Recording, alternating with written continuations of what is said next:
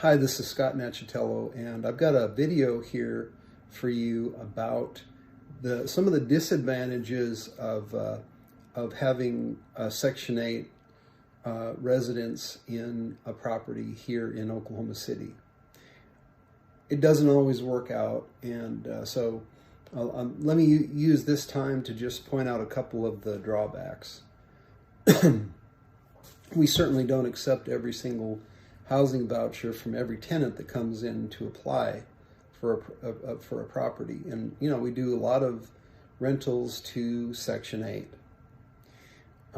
Every once in a while, you'll wind up with a housing voucher that we have to turn down because the person's rental or credit history.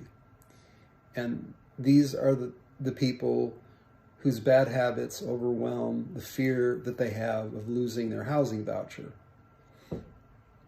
It's the tenant who moves in 3 pit bulls when their lease states that they cannot have pets. Or the one who never bothers to pay their $13 portion and therefore accumulates month after month of late fees. And, after 3 months, they suddenly owe close to $200 because they failed to pay $39 in rent. It's the resident who doesn't report leaks resulting in $500 damage rather than just doing a $25 repair to take care of that leak. But even when you move in a Section 8 tenant who is difficult, there are some things that can be done.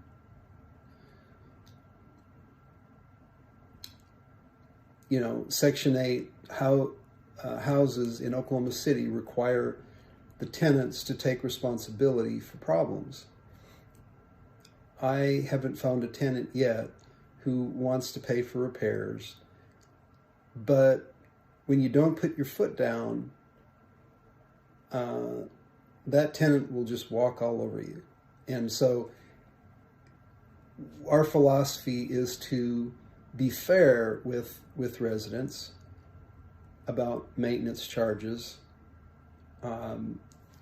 Certainly, if they're responsible for the broken item or the repair that needs to be done, then they should be the ones to have to pay for it.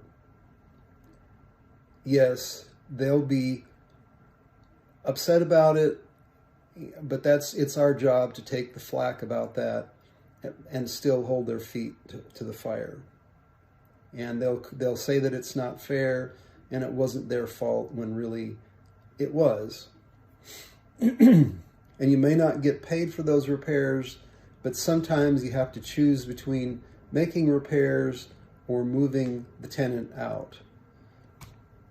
Because one thing is for sure, if the housing inspection doesn't pass because the repairs aren't done, the payments from housing to the owner will stop. For example, I had a Section 8 tenant who flushed a bunch of turkey bones down the toilet during Thanksgiving. Bones down the drain, yeah. It caused all sorts of problems beyond just the fact that the tenant couldn't use their toilets. 5 adjacent units couldn't use their toilets either. And the flooding in all of the units was definitely a big drawback. Guess what? The tenant got charged for all the plumber's work and all the cleanup. It was more than $500, but they sure enough paid for it.